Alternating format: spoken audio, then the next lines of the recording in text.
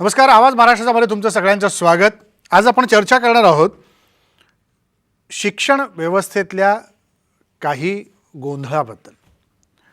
तो गोंधळ कसा आहे, तो 10वीची परीक्षा रद्द केली, त्याचा GR काल जारी केला गेला आणि त्याच्यानंतर आता या मुलांचं मूल्यमापन कशा पद्धतीने करणार याची सुसूत्रता कुठेही अजून स्पष्ट केली गेली नाही आहे. हा एक भाग. दुसरा भाग की 10वीची मुलं जेव्हा सरसकट तुम्ही आता पास करून त्यांना पुढच्या वर्गात प्रवेश घेण्याची मुभा देणार आहात, अशा वेळेला जेव्हा पूर्वी 10वीच्या परीक्षा झाल्यानंतर त्याच्या गुणांप्रमाणे, त्या विद्यार्थ्याच्या मार्क्सप्रमाणे CET परीक्षेला आपण त्याला बंधनकारक केलेलं होतं. CET त्यांनी भरायची आणि त्याच्यामध्ये कॉमन एंट्रन्स टेस्ट नंतर त्याला कुठलं कॉलेज मिळणार याच्यावरती काही गोष्टी अवलंबून होत्या 11वी प्रवेशासाठीच्या. मग ही CET पुढं तुम्ही कसं करणार आहात, त्याचं पुढं काय होणार, ही सगळ्यात महत्त्वाची गोष्ट आहे. 12वीच्या परीक्षेचं अजून नियोजन झालं की नाही याचं कुठलंही सुतोवाच कुणाकडूनही केलं जात नाही, ना बोर्डाकडून, ना शिक्षण विभागाकडून, ना सरकारकडून. त्यामुळे ही सगळीच अधांतरी परिस्थिती आत्ता पाहायला मिळते आहे. याच संदर्भात आपण बोलणार आहोत. आपल्यासोबत विवेक पंडित सर आहेत, जे संस्थाचालक आहेत विद्यानिकेतन संस्थेचे डोंबिवलीतील आणि शिक्षणतज्ज्ञ आहेत. आपल्यासोबत पालक संघटनेचे हरीश बुटले आहेत. या दोघांशी आपण बोलणार आहोत. मला पंडित सर सुरुवात आपल्यापासून करायची आहे. 10वीच्या परीक्षेबद्दलचा जो काही संभ्रम होता तो रद्द करून सरकारने संपवला, पण तो तेवढाच संपला असं म्हणण्यात काही अर्थ नाही आहे. कारण या मुलांना 11वीत प्रवेश कसा घ्यायचा हा संभ्रम अजूनही कायम आहे. कोणत्या गुणवत्तेवरती यांना प्रवेश द्यायचा हा दुसरा मुद्दा आहे. काय गोंधळ दिसतोय सगळ्या ह्याच्यामध्ये? सर्वप्रथम या विषयाला तोंड फोडल्याबद्दल तुमचं अभिनंदन आणि आभार मानायला पाहिजे. कारण हल्ली कसं झालं की सरकारपर्यंत विचार शिक्षण क्षेत्रातल्या मंडळींचे पोहोचतच नाहीये. जे काय आहे ते डायरेक्ट आमच्यापर्यंत येते. आता 10वीचा हा जो गोंधळ आहे हा खरा गेल्या वर्षीपासूनच चालू झालेला आहे. बरोबर. एक पेपर उरलेला होता, तो घेता आला असता, पण एक भीतीचा माहोल सुरू झाला होता, त्याच्यामध्ये तो रद्द केला. बरं, जेव्हा तुम्ही एक डिसिजन घेता तेव्हा पुढच्या डिसिजनची तयारी तुम्ही ठेवायला पाहिजे किंवा काहीतरी आखणी करायला पाहिजे, ती केलेली नाही. यंदाही तसंच झालेलं आहे. एक गंमत अशी आहे की तुम्ही 10वीच्या परीक्षा जूनमध्ये होत्या त्या कॅन्सल केल्या, पण 12वीच्या ज्या मे मधल्या आहेत त्या तुम्ही अजून नक्की काय ठरवत नाहीये. ह्याचा अर्थ असं समजायचं की काय की कोरोनाचा आणि शिक्षण विभागाचा एक MOU झालेला आहे की मे महिन्यात आम्ही परीक्षा घ्यायला देऊ तुम्हाला, पण जूनमध्ये 10वीच्या घेऊ नका. आता प्रश्न असा येतो की जर परीक्षा घेतल्या नाहीत तर तुम्हाला मुलांना उत्तीर्ण तर सगळे केलेलेच आहेत, तुम्ही गेले 1.5 वर्ष तेच करत आपण आलेलो आहोत. तर मग अशा वेळेला कुठले निकष लावायचे? तर जर शाळांनी या प्रत्येकाने जर गुण द्यायचे झाले तर काय गोंधळ आणि किती भ्रष्टाचार होईल हे मी वेगळं सांगायची गरज नाही. त्यामुळे सरकारने एक काहीतरी ठोस धोरण ठरवायला पाहिजे. अतुल, बरोबर. या धोरणाबद्दल पण निश्चितपणे परत मी अजून काही मुद्द्यावर आपल्याकडे येतो पंडित सर. याच्यात हरीश बुटले, पालकांची आत्ता जी संभ्रमावस्था आहे की माझ्या मुलाचं मूल्यांकन हे संस्था पातळीवर असेल, शाळेच्या पातळीवर असेल, मुख्याध्यापकाकडनं असेल, शिक्षकाकडनं असेल, हे कसं होईल? म्हणजे आपण जर समजा काही एक ढोबळमानाने आत्ता विचार केला ABCD कॅटेगरीमध्ये मूल्यमापन होणार आहे, पण जर त्या पालकाला वाटत असेल माझा मुलगा हा A कॅटेगरीमधला आहे, माझा मुलगा B कॅटेगरीमधला आहे, तुम्ही त्याचं मूल्यांकन D कसं काय केलं, तुम्ही त्याचं C कसं काय केलं, हे असे अनेक प्रश्न यापुढं मूल्यांकनानंतर येऊ शकतात की नाही? नक्कीच. या सगळ्या संदर्भामध्ये आत्ताच जसं पंडित साहेबांनी सांगितलं की परीक्षाच झाल्या नाही तर या मूल्यांकनाच्या सर्व बाबी मोठ्या प्रमाणावर समोर येणार. आता ती रद्द झाली आहे म्हटल्यानंतर जुन्या सगळ्या त्यांच्या परफॉर्मन्सच्या बेसिसवर विद्यार्थ्यांना त्यांचं रँकिंग होईल. बरोबर. परंतु असं मूल्यमापन प्रत्येक शाळेनी मागच्या वर्षाच्या पूर्ण या करोनाच्या कालावधीमध्ये खरंच केलं होतं का, हा सगळ्यात महत्वाचा आणि कळीचा मुद्दा आहे. मुळात ऑनलाईन शिक्षण हे जवळपास 30-35% विद्यार्थ्यांपर्यंत पोहोचलेलंच नव्हतं. या ना त्या कारणाने ज्या विद्यार्थ्यांना ते पोहोचलेलं होतं ते पूर्ण अगदी त्यांचा सिलेबस झाला असेल याच्याबद्दलची कुठली खात्री नाही. आणि मूल्यांकन कोणत्या पद्धतीने ते केलं जायला पाहिजे याचे निकष स्पष्ट नसल्यामुळे त्या शाळांनी सुद्धा तशा पद्धतीने त्या मुलांचे निकष मूल्यांकनासाठीचे ते न ठरल्याच्यामुळे त्यांनी ते तसे मार्क्स देऊन ठेवलेले नाहीत. तर अशा वेळी आता याच्या पुढं जेव्हा कधी अगदी निकाल लावायची वेळ येईल त्यावेळी हा सगळा गोंधळ असणार आहे. त्यात पुन्हा आपल्या मुलांना 11वीत म्हणजे 10वीतून 11वीत ज्यावेळी प्रवेश द्यायचा असणार आहे त्यावेळेचा सगळ्यात मोठा गोंधळ असा असणार आहे की केवळ आपल्या बोर्डाच्या मुलांना परीक्षा त्यांना 11वीला द्यायची नाही प्रवेश, तर इतरही बोर्डांच्या विद्यार्थ्यांना 11वीला प्रवेश द्यायचे आहेत. त्याच्यामुळे त्या बोर्डांचं मूल्यांकन कसं होणार होतं, त्याच्या बरोबरीने ते मूल्यांकन समजा जर अंतर्गत गुणाच्या नुसार असेल तर प्रत्येक बोर्ड आपल्या आपल्या विद्यार्थ्यांना भरमसाठ गुण देतील. आणि असं होऊ नये म्हणून समजा जर सीईटी घ्यायची ठरली की ज्याच्यामध्ये आता जवळजवळ 70 पेक्षा जास्त टक्के विद्यार्थ्यांनी आणि पालकांनी काही ते त्यांची भूमिका कळवलेली आहे की 10वी नंतर सीईटी घ्यावी या सगळ्या मूल्यांकनाचा गोंधळ टाळण्यासाठी. मग ही जर सीईटी घ्यायची असेल तर ती नेमकी कशी, कोणत्या प्रकारे आणि कोणत्या विषयांसाठी घ्यावी याच्यामध्ये निश्चित अजून काही झालेलं नाही. समजा जर ती गणित आणि विज्ञान या दोनच विषयासाठी सायन्ससाठी घ्यायला झाली तर कॉमर्सच्या मुलांचं काय, आर्ट्सला जाणाऱ्या मुलांचं काय, मग त्यांनी नेमकेपणाने कोणत्या पद्धतीच्या त्या परीक्षेला सामोरं जायचं आहे. बरं, समजा जर तेही निकष निश्चित केले तर कोणत्या बोर्डाचा कोणता सिलेबस याच्यावर काही निश्चित नाही अगदी. त्याच्यामुळे हा तर गोंधळ हरीश बुटले, हा तर गोंधळ निश्चितपणे आहेच आहे. म्हणजे त्यात काही दुमत नाहीये की याच्यातली सुसूत्रता कुठेच आलेली नाहीये. मी अजूनही काही मुद्द्यांविषयी येतो. पंडित सर, हाच एक मुद्दा होता की जेव्हा सीबीएसई बोर्डाने त्यांच्या परीक्षा रद्द केल्या 10वीच्या आणि त्या पाठोपाठ त्यांनी सांगितलं की आमच्या 12वीच्या परीक्षा होतील, आपणही डोळे झाकून तसेच निर्णय घेतले राज्य सरकारने. ते काय करतायत तेच आम्ही करू, म्हणजे यांच्याकडे निश्चित धोरण नव्हतं. हे विद्यार्थी आत्ता यांचं भविष्य अधांतरी आहे, ह्याच्याविषयी कोणाला विचार करायला वेळ नाही आहे. बरं, हे आपण विचार करतोय फक्त 10वी आणि 12वीच्या मुलांचं, याच्या खालच्या वर्गातल्या विद्यार्थ्यांचं काय होतं याच्याकडे कुणाचंच अजून लक्ष नाहीये. बरोबर आहे. आपलं शिक्षण खातं सध्या अतिशय गोंधळलेलं आहे की काय करावं हे कळत नाहीये. आता प्रश्न आपण 10वीच्या परीक्षेचा जो आता चालला अंतर्गत मूल्यमापन, ह्याच्यावर माझ्या मते एक सोल्युशन असं आहे की प्रत्येक शाळेने जर स्वतःचं असं अंतर्गत मूल्यमापन केलं तर एक तर ते सगळ्यांसाठी ते मान्यता प्राप्त होणार नाही आणि त्याच्यामध्ये काही ना काहीतरी वितुष्ट येत राहतील, कोर्टापर्यंत केस जातील की यांनी बरोबर मूल्यमापन केलेलं नाहीये. ह्याच्यावर दुसरा भाग त्यापेक्षा माझं म्हणणं असं की सीईटी वगैरे जर तुम्ही ऑफलाईनच घेणार असलात किंवा घ्याच, कारण काय जे रिस्पॉन्सेस आता ऑनलाईन घ्या म्हणून आलेले आहेत त्याचं पर्सेंटेज टोटल जी मुलं आहेत त्यापैकी किती मुलांनी ऑनलाईन साठी भाग घेतला होता आणि त्यातल्या किती जणांनी हो म्हटलंय हा पुढचा भाग आहे. आम्हाला असं वाटतं की बोर्डाचे उत्तरपत्रिका त्याने ज्या नियोजित केलेल्या सेंटरपर्यंत पोहोचलेले आहेत, बोर्डाकडे प्रश्नपत्रिकाही तयार आहेत. बोर्डाने जून किंवा जुलैमध्ये 5 पेपर सरळ घ्यावेत, 2 भाषा, एक सायन्स, एक गणित आणि एक सोशल स्टडी, एवढे एक मराठी आहे पहिली भाषा आणि दुसरी भाषा, हे पेपर घ्यावेत. ते पेपर त्या शाळेतल्या शिक्षकांनी तपासावेत, त्या गुणपत्रिका आणि ते सर्व पेपर बोर्डाकडे पाठवून द्यावेत. बोर्डामध्ये त्याचं रॅन्डम चेकिंग केलं जाईल. ह्याद्वारे निदान तुम्हाला एकच परीक्षा पेपर आपण सगळ्यांनी दिलाय, त्यामुळे मार्काची जी पद्धत आहे तो जे तपासले गेले त्याच्यामध्ये काहीतरी एक समानता येऊ शकेल. राहिला बाकीच्या मुलांचं असं चालू आहे की परत आता शाळा जेव्हा चालू होतील, म्हणजे जेव्हा कधी होतील तेव्हा शिक्षकांना 1.5 वर्षाचा अभ्यासक्रम जो आहे तो लक्षात घेऊन मुलांना यंदा शिकवायला लागणार आहे, गेल्या वर्षीचं प्लस त्याच्या आदल्या वर्षीचं. ह्याशिवाय भाग आणखीन एक असा आहे की हे आता 2री लाट आली, उद्या 3री लाट सांगतील, अशा किती लाटा येणार आहेत आणि अशा किती लाटा येणार म्हणून आपण कायम भीतीने घरात बसून राहणार आहोत. ऑनलाईन जे शिक्षण आहे हे सर्वत्र कुठेही मिळत नाहीये, शहरी भागांमध्ये देखील हल्ली मिळत नाहीये, ग्रामीण भागाची तर बातच सोडून द्या. आणि प्रत्येक वेळेला विचार जो केला जातोय हा जनरली शहरातली पालक मंडळी किंवा शिक्षक मंडळी जास्त व्होकल असतात, त्यामुळे त्यांचे आवाज जास्त सरकारपर्यंत पोहोचतात आणि ग्रामीण भागामध्ये जी काही शिक्षणाची अनास्था आहे ती आणखीन वाढत राहते. ह्याच्यामध्ये सरकारने किंवा शिक्षण विभागाने शिक्षण मंडळाचे पेपर छापलेले आहेत, त्याच पेपरच्या बेसवर परीक्षा घ्यावा. जूनमध्ये घ्या, जुलैमध्ये घ्या.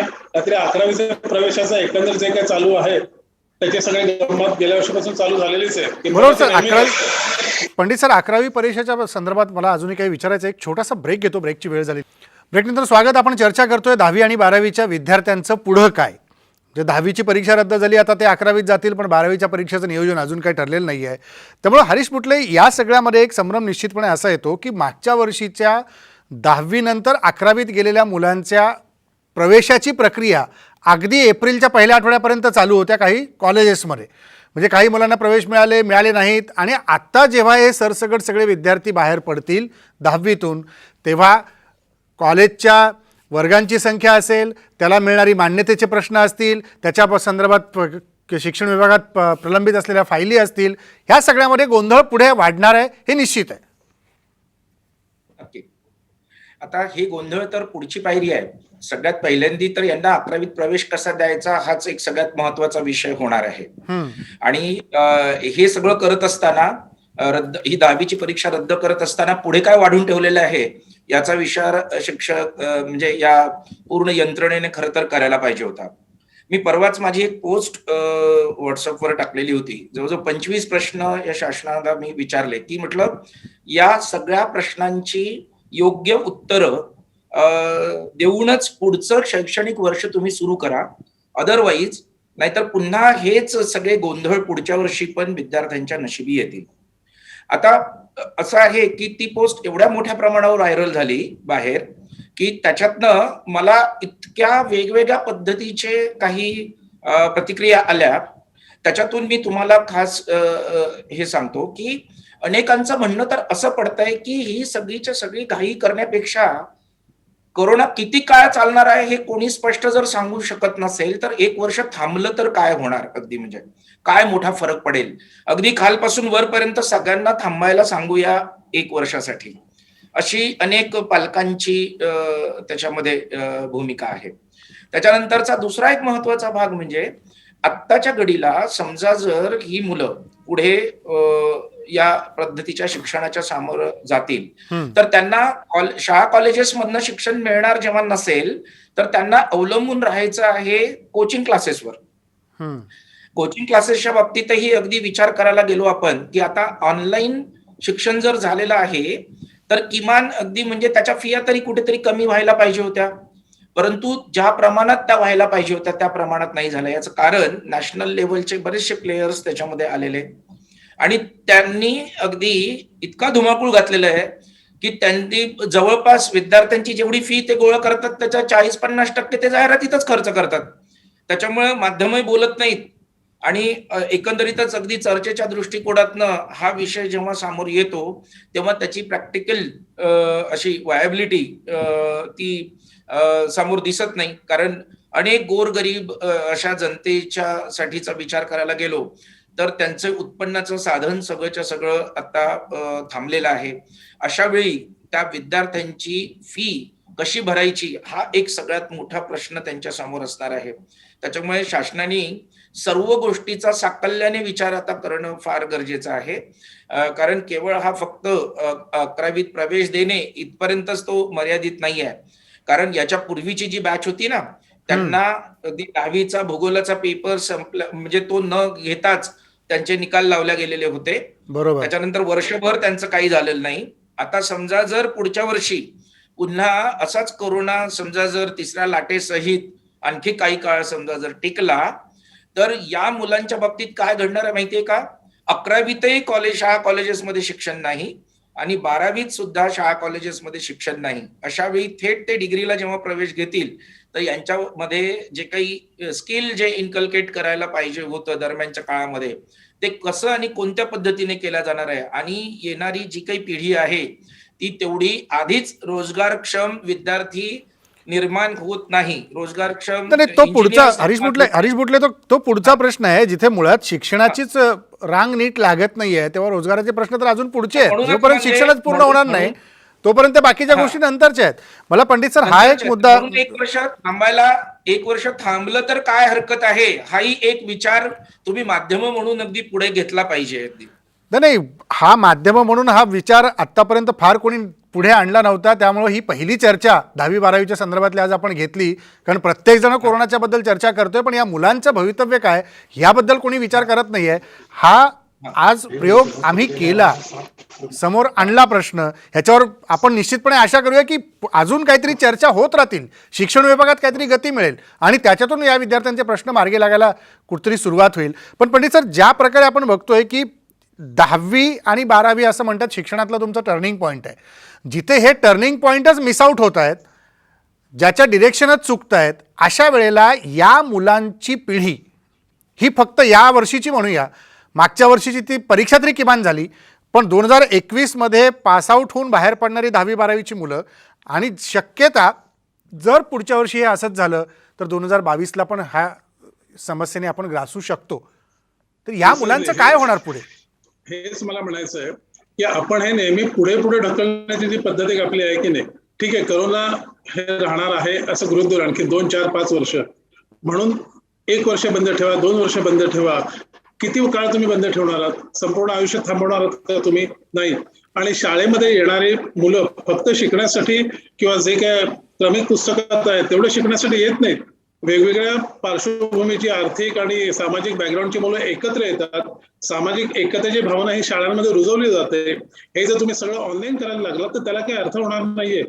म्हणजे आता जो भारत आपण एकच संध करायला बघतोय तो आत्ताची ह्या ऑनलाईन किंवा आता सध्याच्या संकटामुळे एक सरळ डिवाइड जी दिसते की शहरी विभाग ऑनलाईनचा आहे, हे इकडचे ऑफलाईनचे झालेले आहेत, हे कुठेतरी थांबायला पाहिजे. प्रश्न राहिला असा की ह्या मुलांना जर तुम्ही कुठल्याही प्रकारच्या लेखी परीक्षेची सवय ठेवली नाही, फक्त कॉम्प्युटर एडेड जे काय असेल तेही चुकीचं आहे. तुम्ही त्यांना खेळायला कुठे जाणार आहे? शाळा ह्या चालू व्हायलाच पाहिजेत. शाळेमध्ये येऊनच तुम्ही परीक्षा द्या. आणि या ज्या असेसमेंट वगैरे जे आहेत, इंटरनल असेसमेंट हा जो एक प्रकार सांगतायत, ह्याच्यामध्ये मला तुम्ही सांगा की एकदा झालं की आता माझ्या तर पाहण्यात असं आलेलं आहे की काही काही शाळांनी ज्या आता टेस्ट घेतलेल्या आहेत त्यात काही काही 10वीची मुलं बसलीच नाहीत कारण आम्ही पास होतो. प्रश्न असा होतो की ह्या मुलांचे कुठले मार्क बोर्डाकडे पाठवायचे, बोर्डाने जर शाळांचे धरले तर. आणि एका शाळेने दिलेल्या इंटरनल असेसमेंट मिस्टर बुटाला म्हणाले त्याप्रमाणे दुसरी शाळा मान्य करणार नाही, कारण परीक्षेची ज्याला म्हणतात की इक्वॅलिटी लेव्हल काही नसेल. प्रश्न असा आहे की आत्ताच्या 10वीच्या मुलांचं हे चालू आहे, पुढच्या वर्षीची काय गॅरंटी आहे की 1 वर्ष झालं की त्याच्यानंतर कोरोना सध्या खाली आहे, सध्या असं काहीच होणार नाहीये. हे जे भीती, जे एक भय इथले संपत्तीने हा जो प्रकार आपण चालू केलाय, जर तुम्ही जेवढ्या त्या स्टँडर्ड ऑपरेटिंग प्रोसिजर दिलेल्या आहेत हेल्थ रिलेटेड, त्या सगळ्या मध्ये ग्रामीण भागातल्या शाळा ज्या चालू झालेल्या होत्या, माझा स्वतःचा अनुभव सांगतो, जवळजवळ 90% उपस्थिती होती आणि कुठल्याही प्रकारचा अनुचित हेल्थ वाईज अदरवाईज प्रकार झाला नव्हता. शाळा आणि पालक स्थानिक लेव्हलला तुम्ही त्यांना ठरवायला द्या ना की आपण शाळा चालू करायची की नाही. पालक तेवढे समंजस असतात.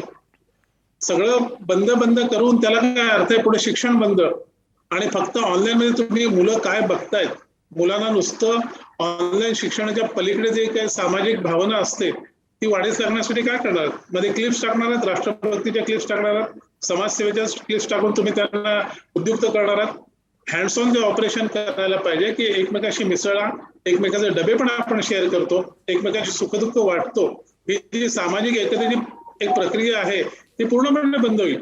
आता देखील तुम्ही बघाल तर कुटुंबात ऑनलाईन मुळे असं झालेलं आहे की म्हणजे माझ्या माहितीप्रमाणे डोमेस्टिक ज्याला म्हणतात ना डिसएग्रीमेंटच्या केसेस वाढायला लागलेल्या आहेत. मुलं देखील चिडचिड झालेली आहेत कारण मुलांना कुठे बाहेर जाता येत नाहीये. शिक्षण म्हणजे फक्त परीक्षेसाठी करू नका, हे जीवन शिक्षण नाही. हॅलो, अगदी बरोबर आहे, अगदी बरोबर. सर, याच सगळ्या मुद्द्यावरती खरं तर विचार व्हायला पाहिजे. शिक्षण प्रणालीमध्ये, शिक्षण यंत्रणेमध्ये विचार व्हायला पाहिजे. आणि महत्त्वाचं म्हणजे 10वीच्या मुलांचं मूल्यमापन कोणत्या आधारावरती आणि कोणत्या प्रक्रियेतून करणार ही स्पष्टता आली पाहिजे.